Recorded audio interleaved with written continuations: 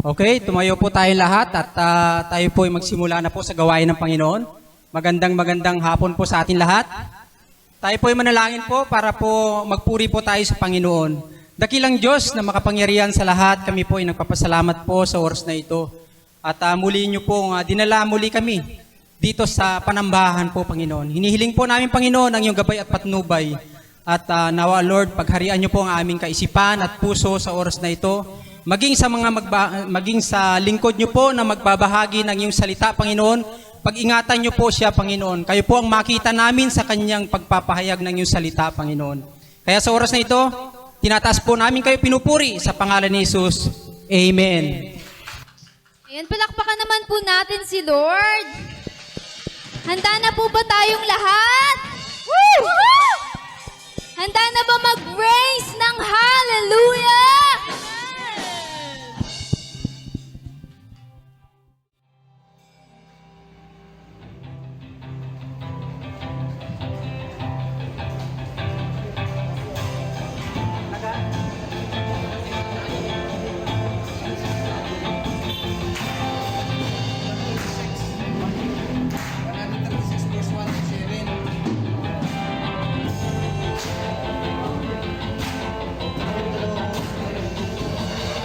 Always a hallelujah in the presence of my enemy. I'll raise a hallelujah louder than the unbelief. I'll raise a hallelujah.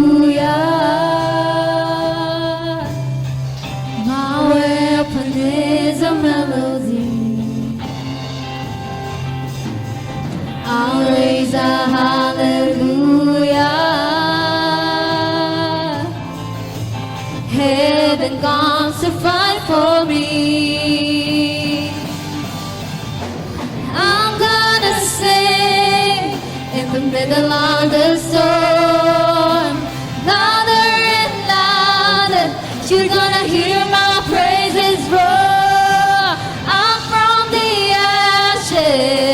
Hope will arise, then is defeated, the King is alive.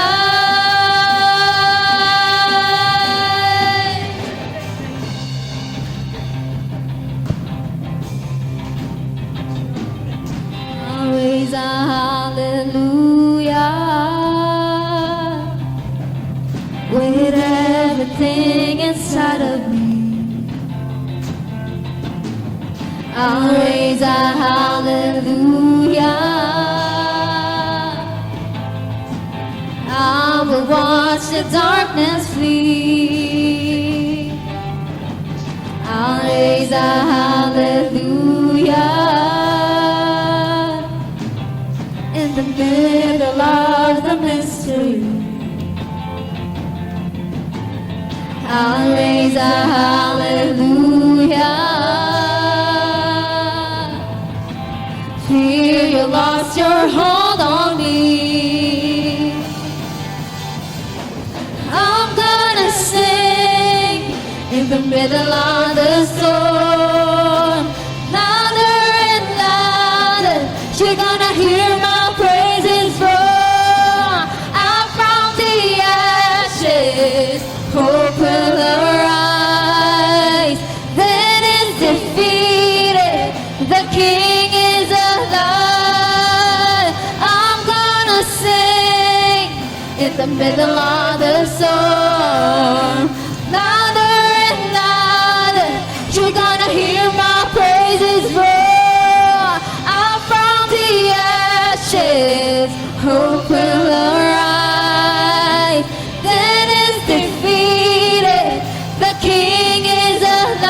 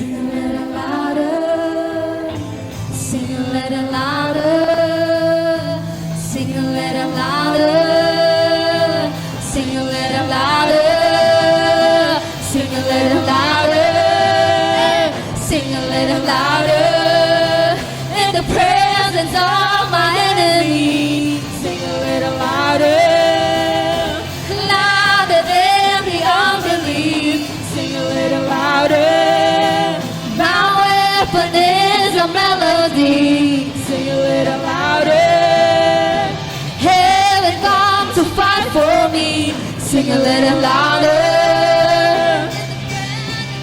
My enemy.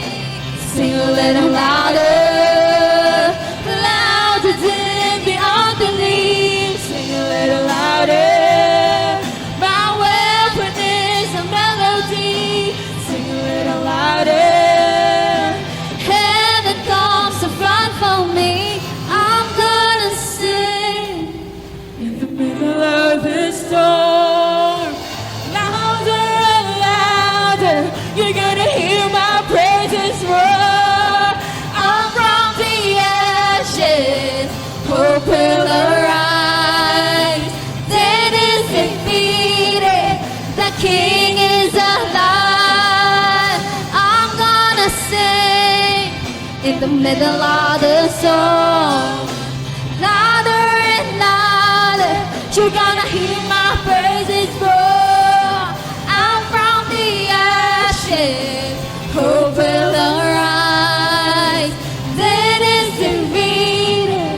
The King is alive. Let's sing.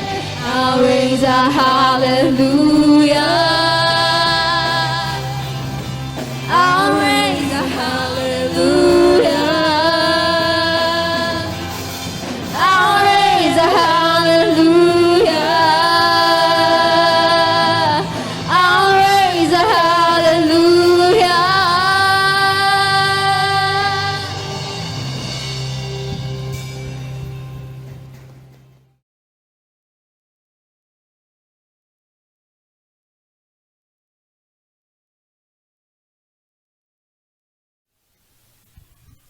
Hallelujah. Kung may Bible po tayo, buksan po natin sa Awit 136, 1-7.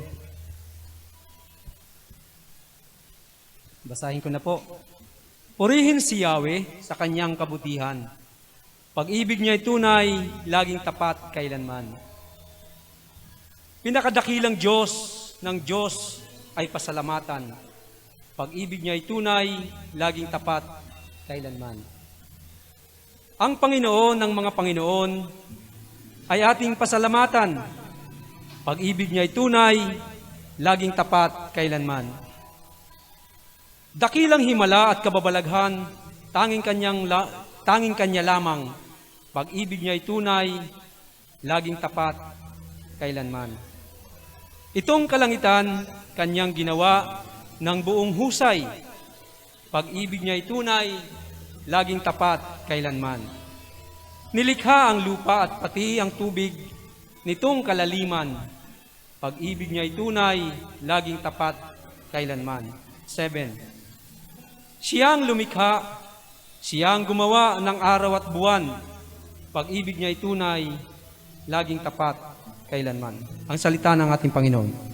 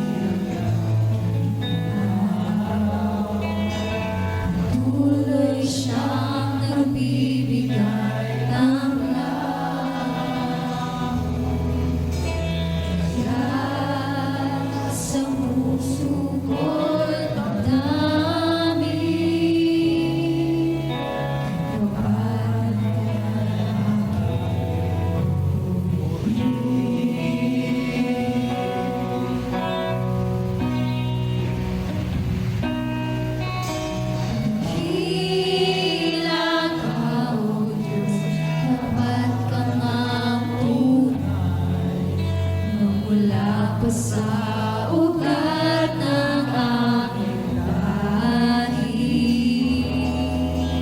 Mundo'y magunaw man, maaasahan kang lagi, maging hanggang wakas nitong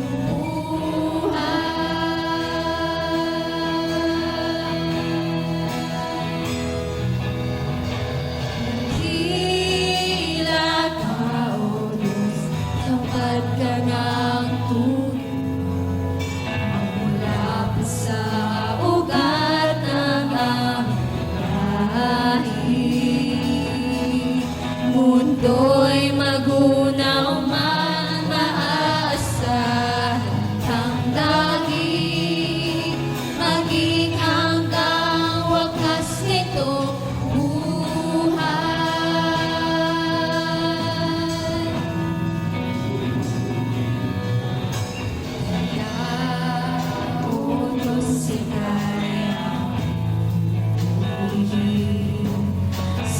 buong mundo'y aking aawitin. Dakila ang iyong katapatan,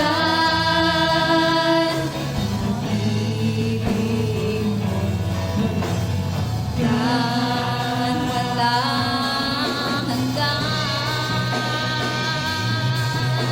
Dakila ka, O Diyos, tapat kang ang tunay, magmula pa sa ugat ng aming lahi. Mundo'y magunaw man, maaasahan kang lagi, maging hanggang wakas nitong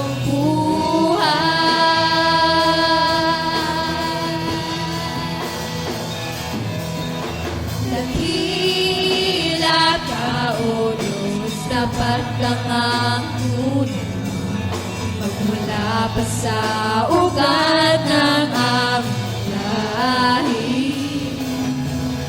Mundo'y magunaw man, maaasahan kang lagi, maging hanggang wakas nitong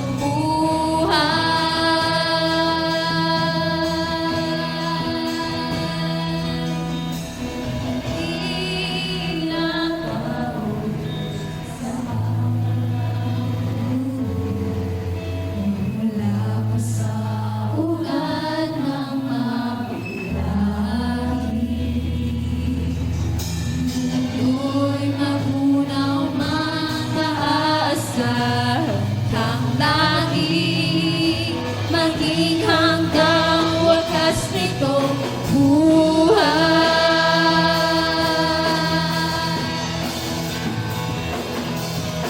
Dakila ka, O Diyos, sa habang panahon, katapatan mo'y matibay na sandigan. Sa bawat pighati, tagumpay man ay naroon, daluyan ang pag-asa kung kailang hilahon. Pag-ibig mo'y alay sa'min noon hanggang ngayon. Dakila ka, dakila ka, dakila ka, O Diyos.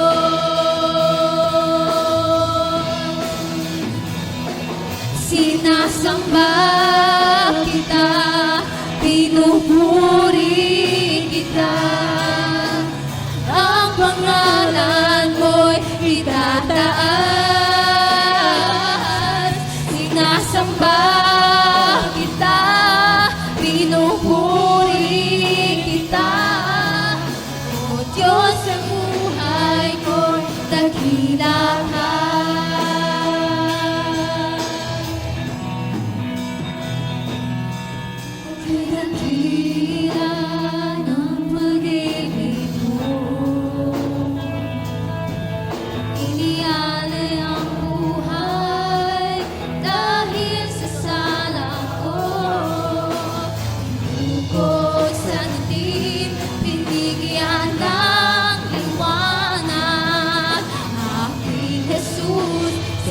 sadyang kay buti mo.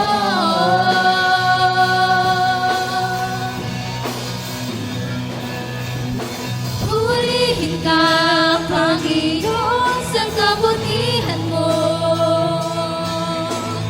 Sambahin ang ngalan mong banal. Kahit sa'yo iaalay ang buhay kong ito. Purihin ka at sambahin, purihin ka at sambahin, purihin ka at sambahin, oh Diyos.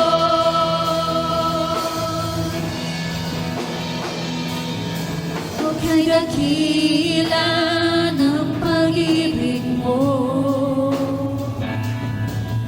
inialay ang buhay dahil sa sala ko. Ibubog sa dilim, binigyan ng liwanag. Aking Jesus, sadyang kay buti mo.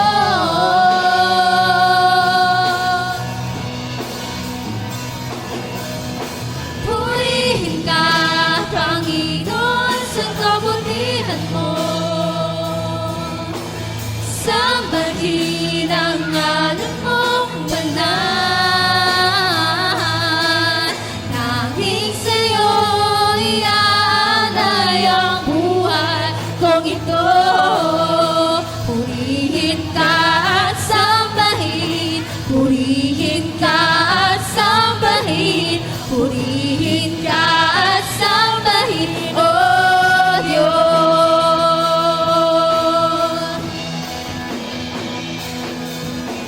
Purihin ka, Panginoon, sa kabutihan mo. Sambahin ang ngalan mong banal. Tanging sa'yo iaalay ang buhay kong ito.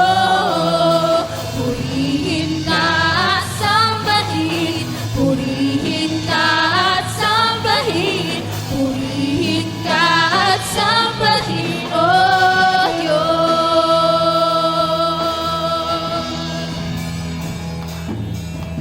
Purihin ka, Panginoon, sa kabutihan mo. Sambahin ang ngalan mong banal. Nanging sa'yo iaalay ang buhay kong ito. Purihin ka at sambahin, purihin ka at sambahin, purihin ka at sambahin, oh Diyos.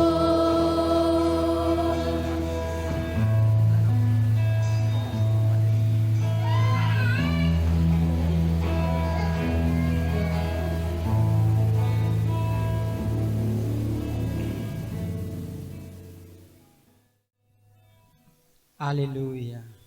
Lord, salamat po sa oras na ito.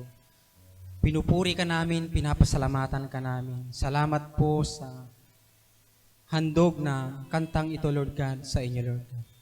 Hinihiling po namin, Panginoon, sa panimula po ng pagpapahayag ng iyong salita. Hinihiling po namin ang pag-iingat niyo po sa bawat isa. Kanlungin niyo po ang bawat isa na nalulungkot po sa hapong ito, Lord God. Na kayo po makita nila sa pagpapahayag ng iyong lingkod po, Panginoon, kayo po makita namin ang salamat ng marami, Panginoon. Ito po ang aming panalangin sa pangalan ni Jesus. Amen. Amen. Magandang hapon sa ating lahat. Magandang hapon naman din po. Palakpakan natin ang ating Panginoon. Mainit na hapon po sa hapon na ito. At totoo naman po dahil sa labas sobrang init. Kung titingnan natin ngayon, ang iba po nasa paliguan. Tama po ba? Kailang mahal po ang transportasyon ngayon. Ba, nagpaplano, maligo sa Batangas. Kailang mahal ang gasolina. Iba, sa wawa na lang. Kami sa tumana na lang. Kailang madumi. Amen po ba? At ito po ang mensahe ng Panginoon sa atin sa hapon na ito. Bago natin basahin po ang salita ng Diyos, tayo po lahat ay dadako sa pamagitan ng panalangin para pangunahan po tayo lahat ng banal na Espiritu ng Panginoon. Aming Diyos na magpangyarihan po, guide mo po kami o Diyos na kayo pong makita namin sa aming pagsamba. Tunay nga po ng kabutihan, Panginoon, ay nagbula sa inyo. Kami po sumusunod o Diyos sa mga utos po ninyo. Pero minsan nagkakamali kami, Panginoon. Patawaran niyo po kami o Diyos sa hapon na ito sa aming pagkakasala. Di kami perpekto, Panginoon. Kaya nandito kami sa hapon na ito. Sinasamba namin ang tunay na perpekto. Walang iba kundi kayo o Diyos. Maraming salamat, Panginoon. Ito pong aming dalangin. In Jesus' name, Amen and Amen. Ito po ang salita ng Panginoon na ating basahin po sa Mateo 4. Ito po, lagi natin pamilyar na binabasa po ito. Mateo 4, 1 hanggang 11 po. Sabi po sa Mateo 4, verse 1 hanggang verse 11, verse 1 po, pagkatapos ni Isos ay dinala ng Espiritu sa ilang upang tuksuhin ng diablo. Verse 2 po, siya ay nag-ayuno sa loob ng 40 araw at 40 gabi. Kaya't siya ay nagutom. Verse 3 po. Dumating ang diablo at sinabi sa kanya, kung ikaw ang anak ng Diyos, gawin mo ang tinapay ang mga batong ito. Verse 4. Ngunit, sumagot si Jesus, nasusulat, hindi lamang sa tinapay na bubuhay ang tao, kundi sa bawat, dugtungan niyo po, salitang nagmumula sa bibig ng Diyos. Verse 5. Pagkatapos dinala siya ng diablo sa Jerusalem, ang banal na lungsod, at pinatayo sa taluktok ng templo. Verse 6. Sinabi nito sa kanya, kung ikaw ang anak ng Diyos, magpatihulog ka sapagkat nasusulat sa kanyang mga anghel. Ikay tatagubilin at sa kanilang mga kamay. Ikay aalalayan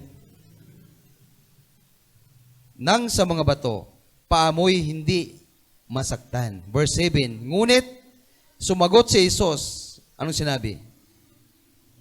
Nasusulat, di naman, huwag mong susubukin ang Panginoon mong Diyos. Verse 8. Pagkatapos, dinala siya ng diablo sa isang napakataas na bundok at ipinakita sa kanya ang lahat ng kaharian sa daigdig at ang karangyaan ng mga ito. Verse 9. Sinabi ng diablo sa kanya, ibibigay ko sa iyo ang lahat ng ito kung magpapatira pa ka at sasamba sa akin. Verse 10. Kaya't sumagot si Jesus, lumayas ka, Satanas, sapagkat, ano sinabi niya? Nasusulat ulit. Ang Panginoon mong Diyos ang dapat mong sambahin at siya lamang ang dapat mong paglingkuran. Verse 11.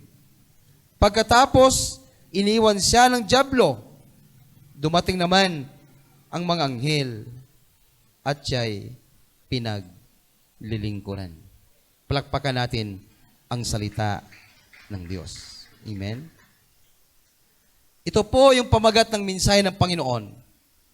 Kapag nasira na ang kasunduan, wala nang halaga. Ulitin ko po, kapag nasira na ang kasunduan, ay wala nang halaga. Sigurong iba sa inyo nakapick up dito. Bakit malaga kaya ang kasunduan? Di ba, sa trabaho, laging may kontrata. Pwede ka lumagpas ng kontrata mo ay 5 months, hindi ka pwedeng lumagpas ng 6 months. Tama po ba? Laging may kontrata. Balikan po natin, binasa natin kanina, sa Mateo 4:4. Mateo 4:4 hanggang Mateo 4:1 hanggang 11. Ilang beses po sinabi ng Panginoon yung nasusulat? 3 beses, di po ba? Nasusulat. Ano pong nangyayari sa ibabaw ng mundong ito ngayon? Saan may gira? Russia at saka Ukraine. Tama po ba? Dami nagtanong, kailan pastor maputol ang gira? Kasi bibili na lang ako ng bisikleta. Ayaw ko na magmotor. Bakit kapatid? Mahal ang gasolina. Kaya tipid-tipid po. Tama po ba? Kaya gayong sinabi ko, sarap maligo sa Batangas, kailang mahal yung mga sasakyan. Siyempre, mahal ang gasolina. Gira po, nakalagay na po sa Biblia yan. Bansa ka po, bansa, mag-away-away. Lilindol, nangyari na po. Awayan, nangyari na po. Di ba sabi ng Panginoon, hindi ko na gugunawin. Sa Genesis, di po ba, unang nagbaha. Pero sabi niya, may darating na hindi magandang pangyayari. Ito na po. Wala tayong alam. Ang Diyos ang may alam. Amen po ba? Hindi lang po sa Ukraine may gira. Sa Russia, kung saan po may gira. Dito sa Pilipinas may gira din. Ilaw ng tahanan, haligi ng tahanan, nag-away-away. Tama po ba? Mga bata, lumalaban sa magulang. Away-away.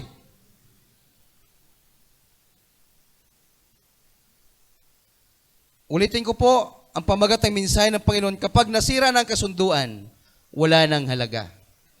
Sabi po sa Unang Hari 11, ito po, Unang Hari 11, verse 9 hanggang 13 po. Nagalit si Yahweh ng Unang Hari 11, verse 9 hanggang 13, verse 9. Nagalit si Yahweh kay Solomon dahil sa ginawa niyang ito. 2 beses na nagpakita sa kanya si Yahweh, verse 10. At pinagbawalan siyang maglingkod sa mga Diyos-Diyosan. Ngunit hindi niya sinunod si Yahweh. Verse 11. Kaya nga sinabi nito sa kanya, dahil sumira ka ng ating, ano sabi?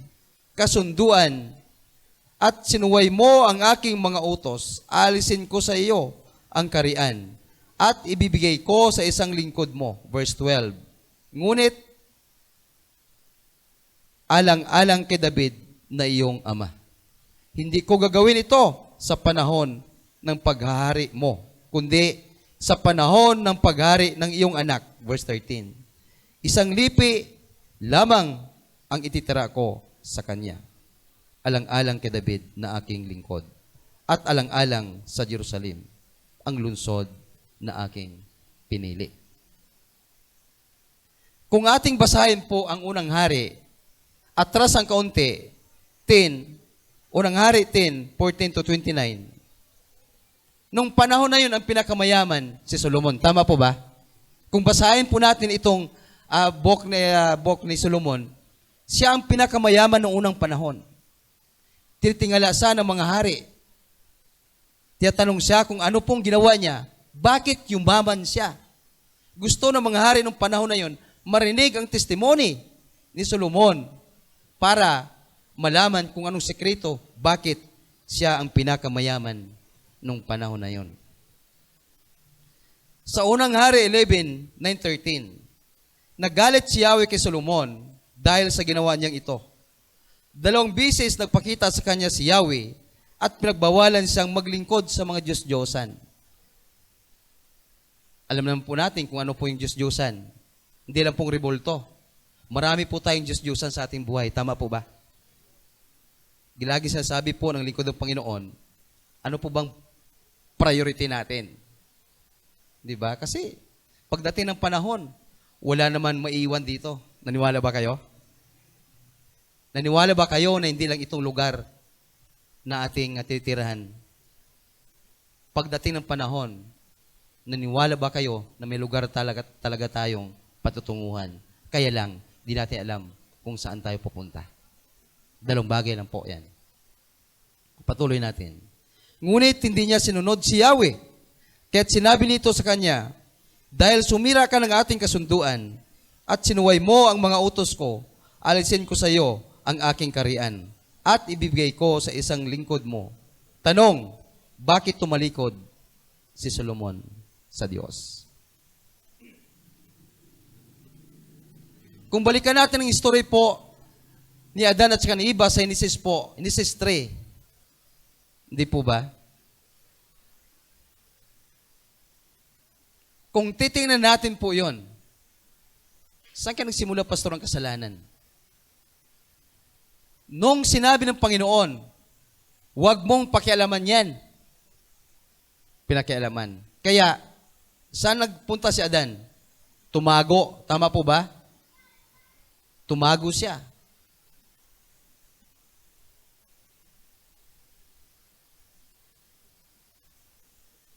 Bakit tumalikod si Solomon sa Diyos? Ang mundo ay isang hardin na marami tayong makikita.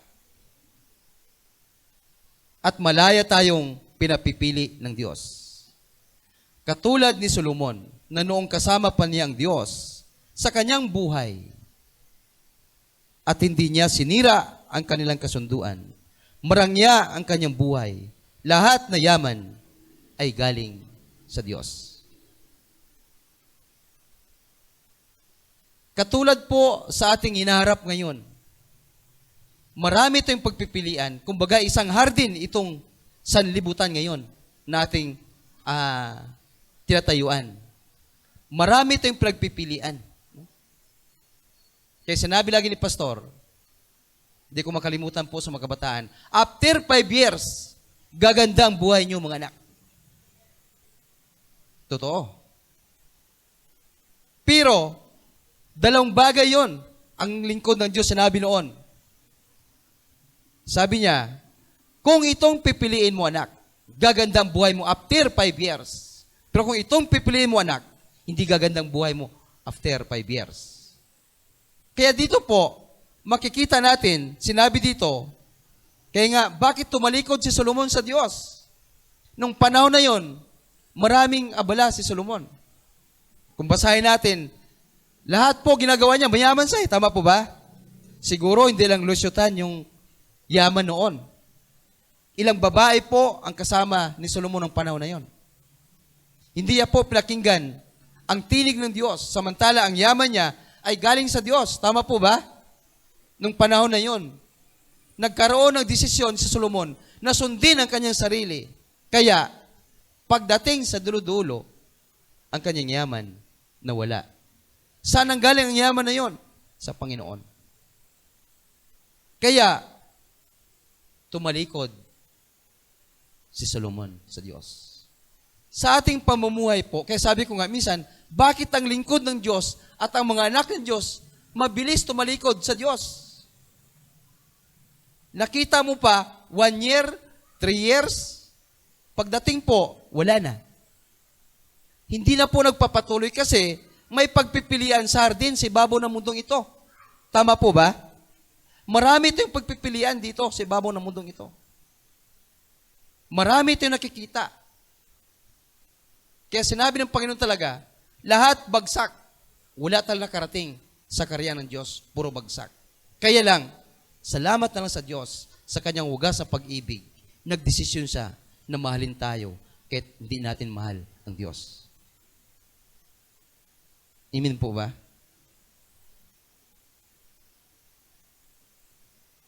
Sabi po sa awit 139, 15 to 16. Buksan po natin. Ang awit 139 verse 15 to 16. Ano pong sabi?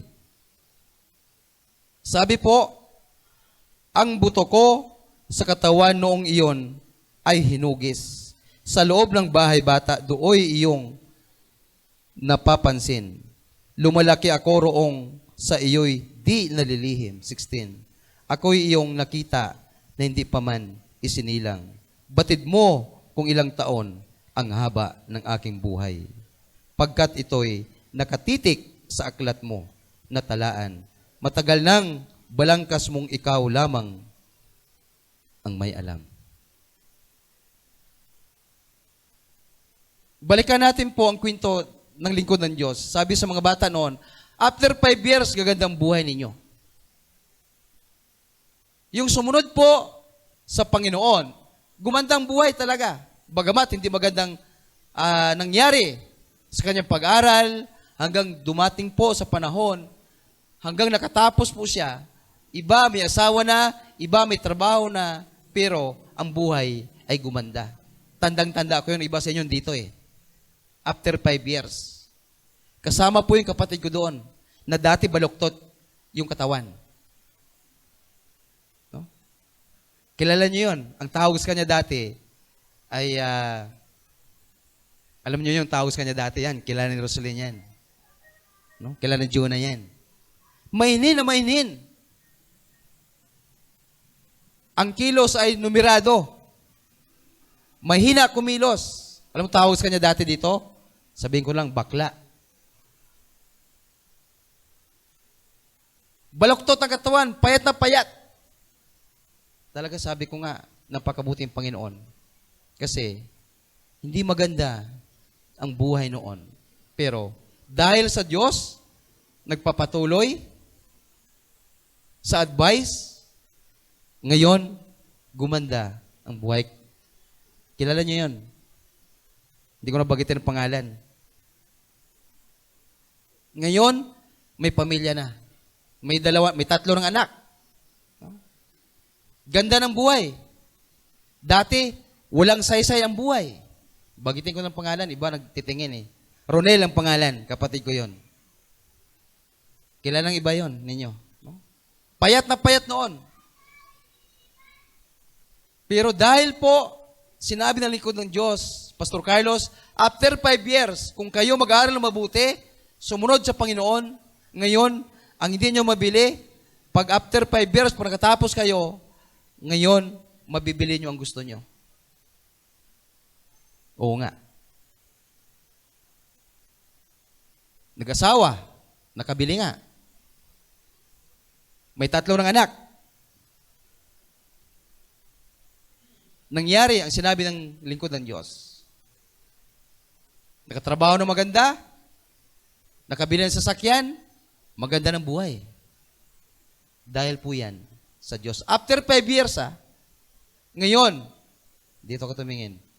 After 5 years din po, ngayon, kung ito ang pipiliin sa mga bata, gaganda at gaganda ang buhay nyo. Kaya lagi sinasabi ni Pastor, kung mangarap ka, dapat focus. Huwag kang tumingin kaliwat kanan. Saka na lang yan pag nakatapos ka. Tama po ba? Amen po ba? Plagpakan natin ang Panginoon. Sabi, nalalaban natin ang 2 lalaking nakapako sa cross. Nagbabasa natin yon. Sa magkabila ng ating Panginoon at kung paano niya naligtas ang isa. Kung ating pag-aralan ang istorya, nandito ang susi kung paano naligtas ang isang tao. Sabi po, marami kasi nagsasabi na para maligtas at masave, kailangan ikaw ay banal. Sa tingin ba ninyo, banal ang lalaking naligtas ng Panginoon? Pero sabi ni Jesus sa kanya, today you will be with me in paradise. Yung nakalambitin ba yon? Kriminal ba yon? Hindi. Kawatan ata eh. 2 yun di po ba? Pero sabi ng isa, kung ikaw ay anak ng Diyos, kung ikaw ay Diyos, iligtas mo sarili mo at isama mo kami. Anong sabi ng isa? Nababasa natin lagi yon. Sabi ng isa, mahiya ka sa sarili mo.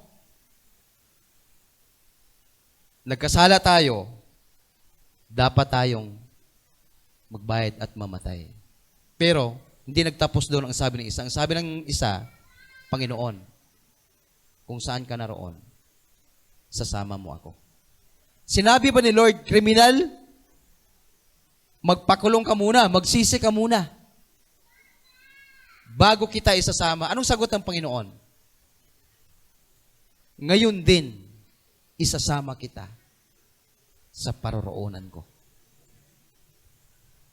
Lahat po tayo, nandito po sa pwesto na ito. Kung nakalambitin man tayo sa ating ginagawang hindi maganda, nandyan si Lord sa tabi natin. Alam ng Diyos sa hapon na ito, may mabibigat na dala ang iba sa atin. Hindi natin alam yon. Pero nais ng Diyos, mabigat kaya yon. Nais ng Diyos yon na isuko natin sa Kanya yung dala-dala natin para ang Diyos ang magbigay sa atin ng kagaanan. Amen po ba?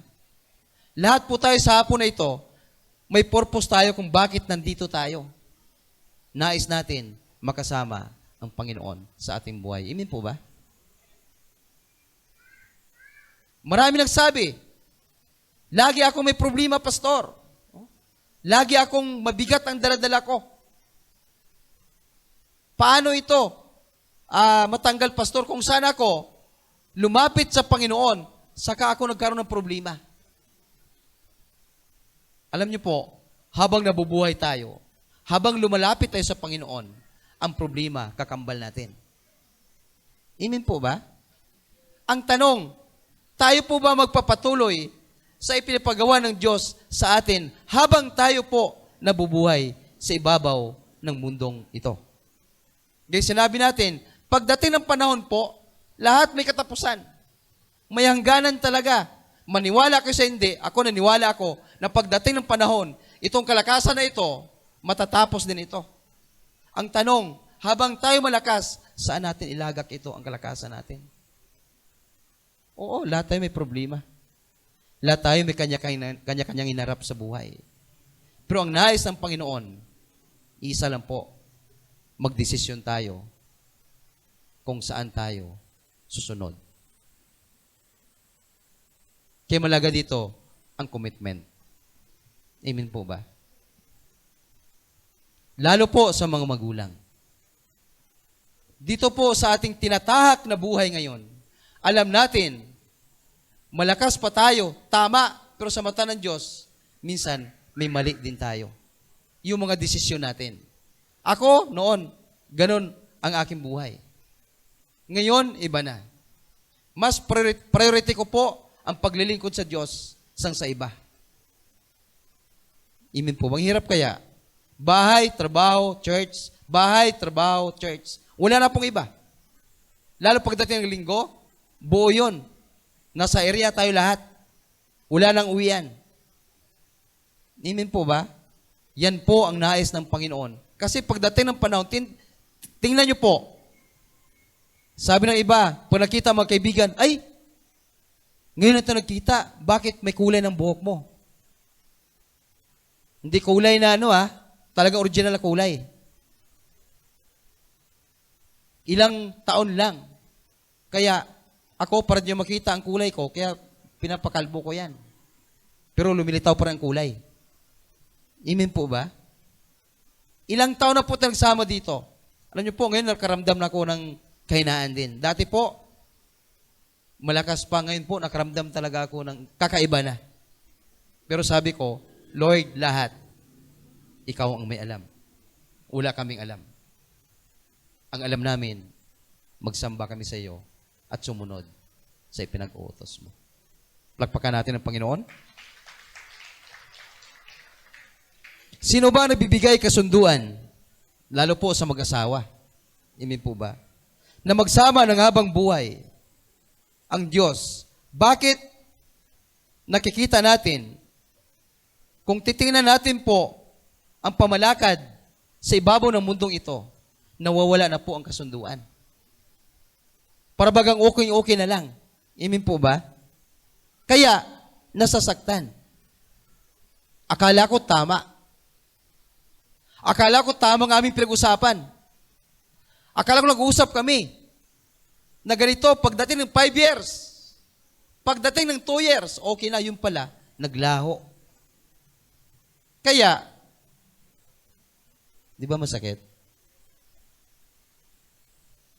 Nasisira ang kasunduan. Lalo po, ito po, sabi ko nga, minsan nakaiyak lang pag nakita yung mga anak no? Mga bata na maliit pa, pag tinanong mo, lalo sa mga area, nak, saan si mama, si papa? Wala po, pastor. Saan? Wala na po si papa. Si mama, wala na po. Anong wala na? Namatay? Hindi. Nagiwalay po si mama, si papa. Late pa ng mga bata, ah. Kaya sabi ko nga, tingnan niyo pong bayabas, no? Pag hindi pa hinog, di ba, akala mo hinog na? Green na green. Pag pinitas mo, pag kinagat mo medyo maasim o medyo di matamis, anong gawin mo? Kakainin mo, itapon. Tapon mo yan. Di pa hinog eh. Nakuha nyo po ang ibig sabihin? Sa mga bata, ah, nakuha nyo po, tinapon. Hindi pa hinog eh. Nakita natin ang hinog na dito. Yan oh. Tapos ang pag-aral. Di ba, Ara?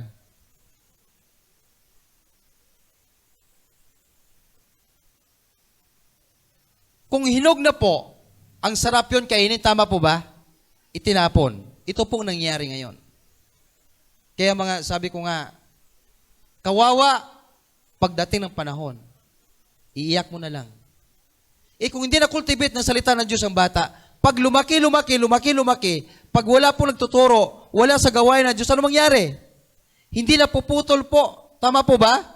Habang lumalaki ang bata, ganun din pong gagawin. Wala si mama eh. Wala si papa. Itong ginawa ni mama, ginawa ni papa, di, sundin ko. Hindi na puputol. Mabuti na lang, may Diyos nagtuturo sa atin. Sabi ko rin sa mga ligantahanan sa mga area, kung hindi natin mahalin ang Diyos at kung hindi tayo makikinig sa salita ng Diyos, wala po tayong tuturo sa mga anak natin. Tama po ba? Kung hindi natin mahal ang Diyos, ang hirap kayo magmahal ng kapwa. Amen po ba?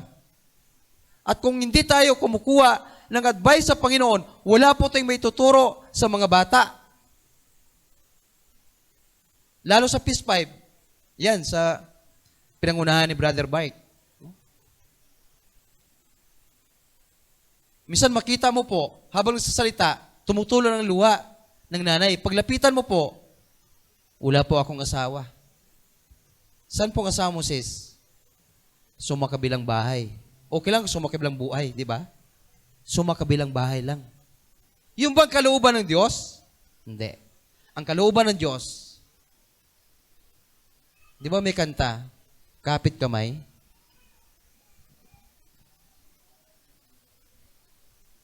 Amen po ba? Sino po dito ang ikinasal na? Di ba may kontrata lagi? Anong pinirmahan po yon? Marriage contract. Lagi po may kontrata. Kaya lang, pagdating ng panahon, nasisira ang kontrata. Tama po ba? So, walang epekto din ang kontrata. Anong epekto? Ang ibigay ng kontrata? Ang ating Panginoong Diyos. Plagpakan natin ang Panginoon. Sabi po sa Marcos 10, verse 17 hanggang 22. Sa Marcos po, sa Marcos 10, verse 17 hanggang 22, sabi po dito,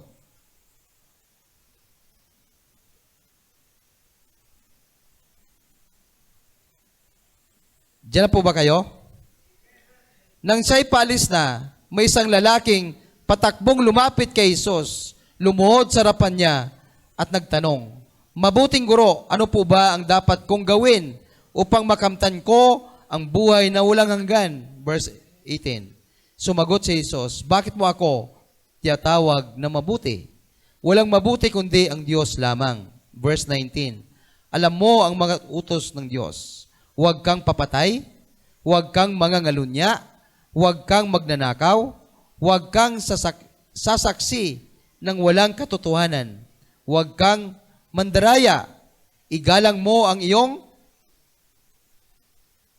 Sino igalang natin? Ama at ina. 20. Sumagot ang lalaki, "Guro, mula pa sa aking pagkabata ay tinupad ko na ang lahat ng mga iyan." 21. Magiliw siyang tinanong ni Jesus at sinabi, may isang bagay pa na dapat mong gawin. Ipagbili mo ang iyong mga ari-arian at ipimigay mo sa mga mahirap at magkakaroon ka ng kayamanan sa langit. Pagkatapos, bumalik ka at sumunod ka sa akin. 22. Nang marinig ito ng lalaki, siya'y nanlumo at malungkot at umalis, sapagkat siya'y lubhang napakayaman. Nalala niyo po ang preach ni Sister Edna nung nakaraang Sunday po? Sabi ng isang mayaman sa pastor, di ba? Pastor, akin lahat yan. Narinig niyo yun? Pastor, ang matanaw mo, ako ang may-ari yan. Lahat akin yan. Napakayaman ng tao na yon. Sabi ng pastor, doon mayroon ka.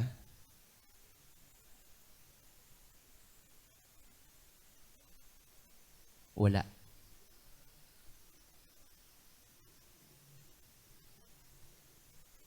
Ano po ang nangyayari po? Alam niyo po? Oo naman. Lahat po tayo nangangailangan habang nandito po tayo sa lupa.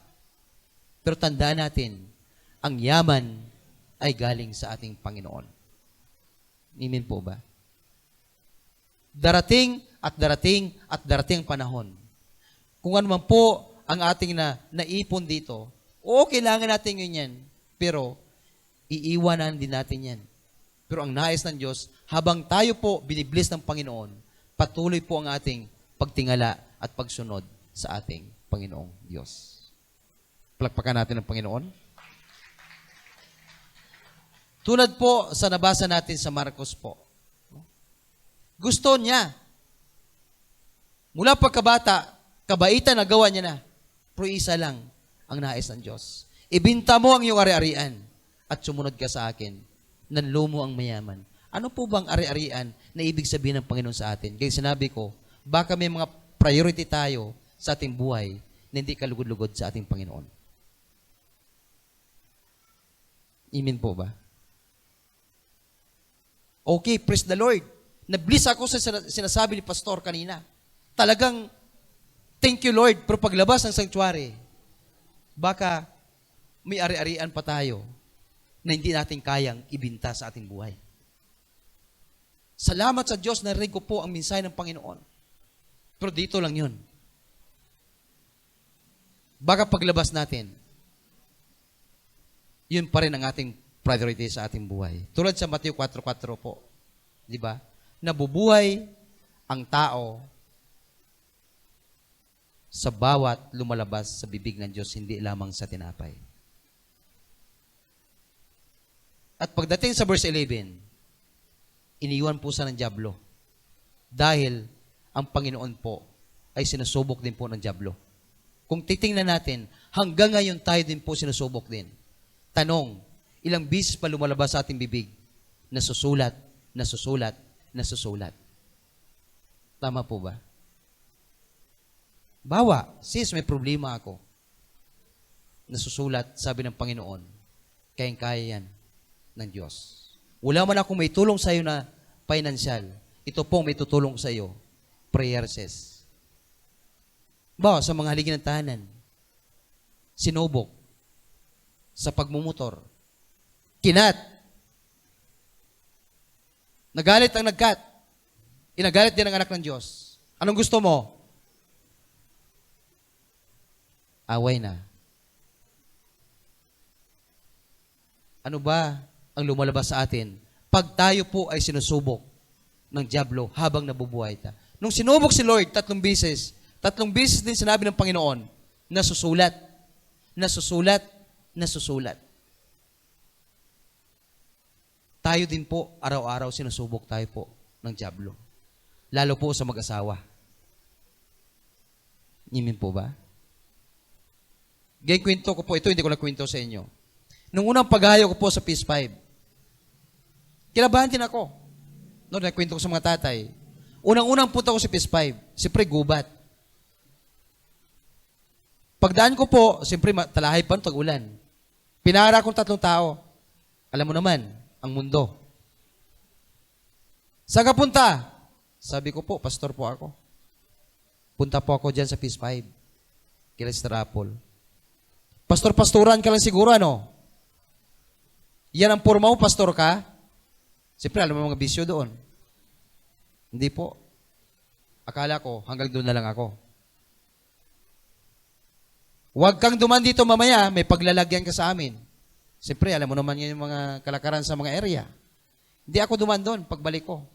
Naganap ako ng way. Pagtapos po ng linggo, duman ako doon ulit. Nandun pa rin sila. Hindi na po ako sinita. Pero may kausap sila na ibang tao. So, nung hindi na ako sinita, pagkatapos po ng Peace 5, talahib pa yun. Bumalik ako ulit sa kanila. Tapos tinawag na po ako ng isa. Pastor, pasensya ka na nung nakarang linggo, ha? Kala namin intelligence ka, eh. Kala namin. Kasi, alam mo naman, sabong, bisyo. Tama po ba? Siyempre, bago mo ka, mapagkamalan ka. Eh kung hindi po tayo lingkod ng Diyos, ay, ayaw ko doon. Baka may sniper ako doon. Hindi ako ayaw doon. Nung panahon na yun, nagpray na ako sa Panginoon. Hapon kasi yun eh. Lord, kung kalooban mo, may tatag gawain sa Peace 5, samahan mo ako. Magmula noon hanggang ngayon magdadalang taon na, nagpatuloy ang gawain. Hanggang nakilala tayo, nakilala na lingkod ng Diyos, yun po, nag-stop na po yung kanilang pag-abang doon sa lugar na yun. Pagbago mo ka, harangin ka. Alam niyo po, yung lugar na ngayon, yan may mga tatay na punta na, yung mga tao nagharang po, sila po ay nasa gawain na po ng Panginoon. Amen po ba? Kailangan lang po natin dito po ang ating commitment sa Diyos. Desisyon po ang naghari. Kung tayo po lang commitment sa Panginoon, sa isang pagsusubok, ninilagay po ng diablo doon, either pwede tayong bumalik. Tama po ba? Kasi liblib yung Peace 5 eh. Ngayon, tuloy-tuloy po ang gawain. Yan po ang unang lingkod doon, si Brother Bart. Noon, si Brother Bart, ganoon din po ang stelo po. Dumaan si Brother Manuel, sinita din. Ngayon, nakilala na rin sila. Ibig sabihin, ang kamay ng Diyos, pag tayo nag-commit sa Panginoon, tiyak, sasamahan tayo ng Diyos sa ating pamumuhay at sa ating pagsunod sa Panginoon. Amen? Plagpakan natin ang Panginoon. Ano po ang sinasabi ng Diyos sa atin lahat sa hapon na ito? Ayon sa ating nabasa na galing sa salita ng Diyos. Sa hapon na ito, sa ating paglapit sa ating Panginoon, mayroon po tayong tanong sa Diyos kung ano ang dapat nating gawin sa ating buhay habang hinaharap natin ang mga pagsusubok na ito. Lahat po, dinanas natin po at hinarap natin ang mga problema sa ating buhay. Pero salamat sa Diyos, magmula noon hanggang ngayon, nandito pa rin tayo sa Panginoon. Amen po ba? Alam ng Diyos na bawat kwento ng buhay natin, hindi ganun kadali. Pero, mas madali ang kwento ng buhay natin kung ilagak natin sa paanan ng ating Panginoong Diyos. Amen po ba? Tayo tumayo at tayo manalangin.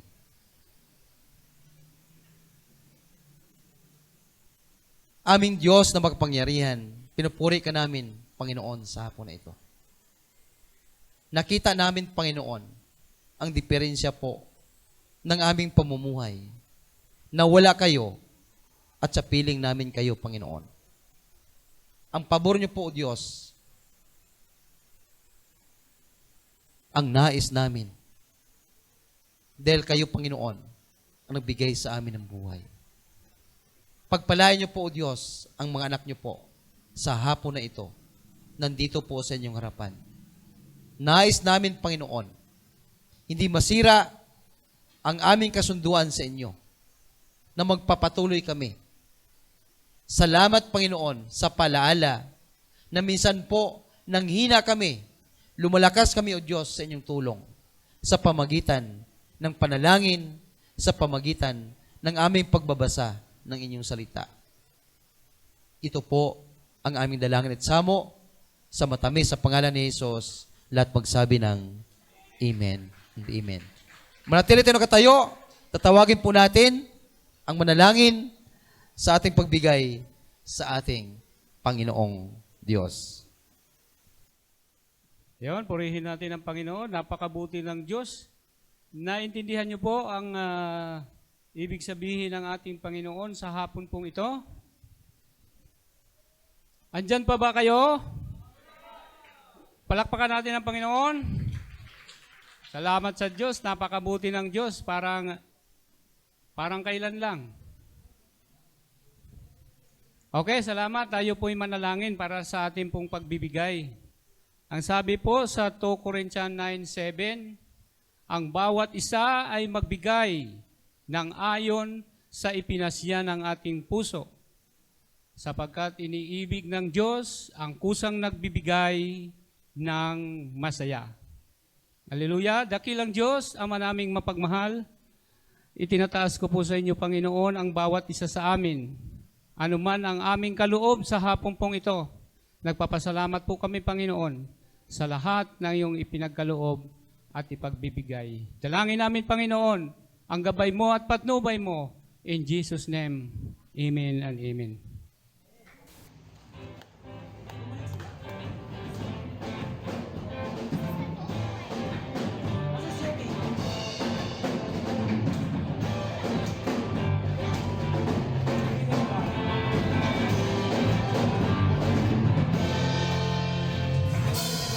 This is my prayer in the desert, when all that's within me feels dry. This is my prayer, my hunger and need. My God is the God who provides.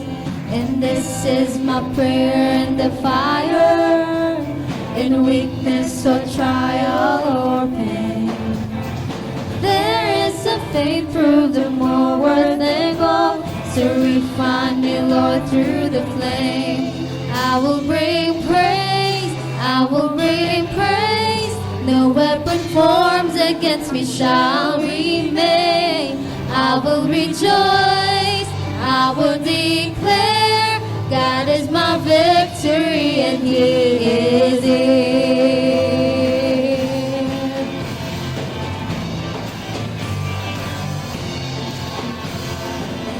This is my prayer in the battle, when triumph is still on its way. I am a conqueror and co-heir with Christ, so firm on His promise I'll stand. I will bring praise, I will bring praise. No weapon formed against me shall remain. I will rejoice, I will declare, God is my victory and He is here.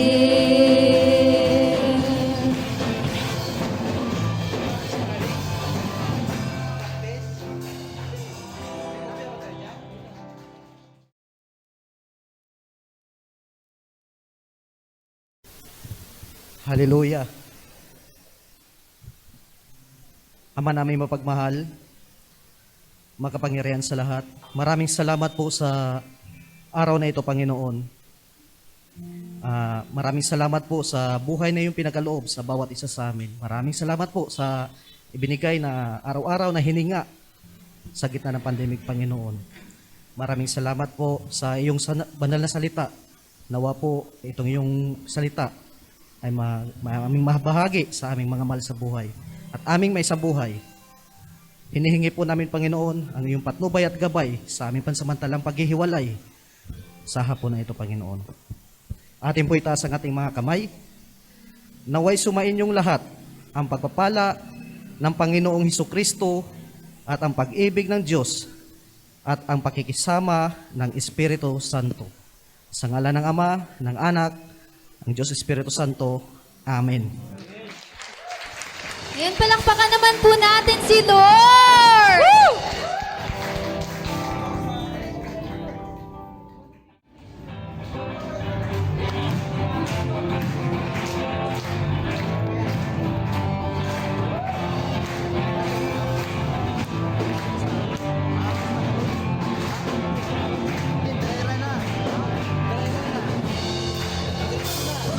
This is my prayer in the desert, when all that's within me feels dry. This is my prayer and my hunger and need. My God is the God who provides. And this is my prayer in the fire, in weakness or trial or pain. There is a faith proved more worth than gold, so refine me, Lord, through the flame. I will bring praise, I will bring praise. No weapon forms against me shall remain. I will rejoice, I will declare, God is my victory and He is it.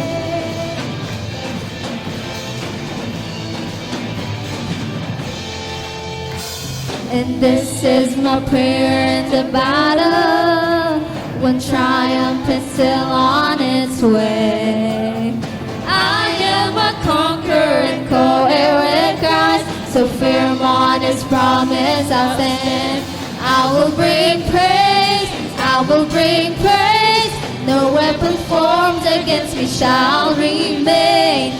I will rejoice, I will declare, God is my victory and He is it.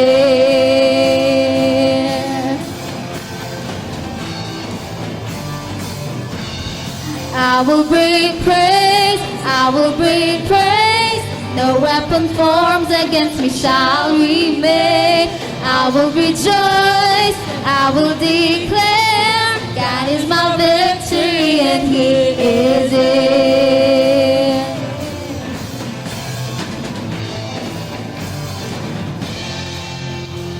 All of my life, in every season, You are some God. I have a reason to sing. I have a reason to worship. All of my life, in every season, You are so God. I have a reason to sing. I have a reason to worship. All of my life, in every season, You are so God. I have a reason to sing. I have a reason to worship. I will bring praise, I will bring praise. No weapon formed against me shall remain. I will rejoice and I will declare, God is my victory and He is it.